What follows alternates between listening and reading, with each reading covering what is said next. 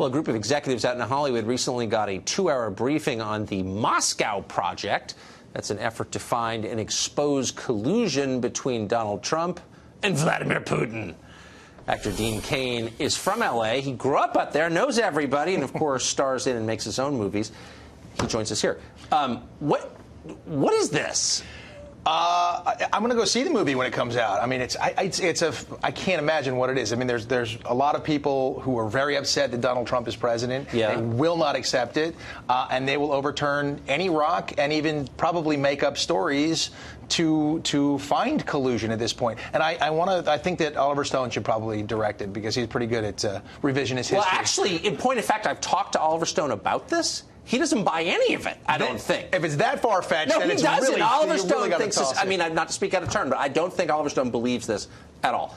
I don't think anybody believes it. I mean, it's been so long, and where's the proof? So you've made a movie on the Armenian genocide, and by the way, God bless you for doing that, because it's an important thing, I think, to remember and learn from. But you're having trouble getting it out there because why?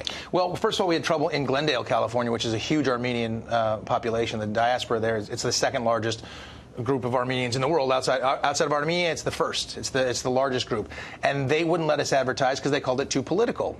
And we ended up making a big stink about it. Got media involved, and they ended up political.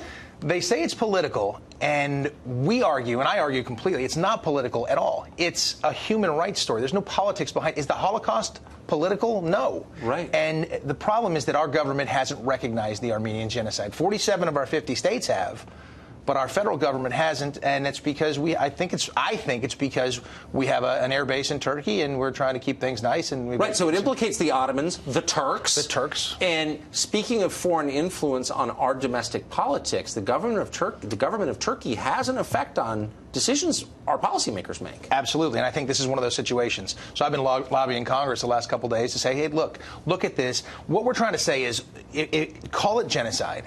Acknowledge it as genocide, because if you don't, genocide denied is genocide continued. And it allows other things to be happening today in South Sudan, in Iraq, and in Syria, to the Christians there. It's happening now. So do you think I mean, no one ever says this. It wasn't just the Armenians being killed by the Ottoman Turks. It was a Christian minority being slaughtered by a Muslim majority. Do you think that makes it harder for people to acknowledge it was genocide? I think absolutely it does. And they're not, and that's why they're not acknowledging what's going on today. What a shame. Well, I'm going to watch it, and I'm glad you made it. Cain, thank you. Thanks, Tucker.